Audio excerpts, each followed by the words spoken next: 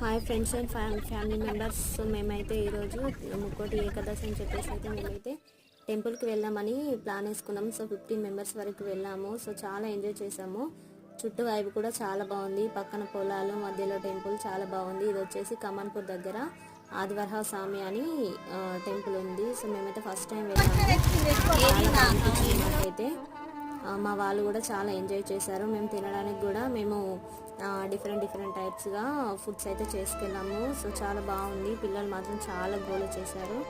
కానీ వీడియోస్ అయితే చాలా ఉన్నాయి ఫ్రెండ్స్. సో నేను ఒక్కొక్కటి షార్ట్గా పెడతాను. ప్లీజ్ లైక్ చేయండి, సబ్స్క్రైబ్ చేయండి. మీ సపోర్ట్ వల్ల నేను ముందుకు వెళ్ళాలనుకుంటున్నాను.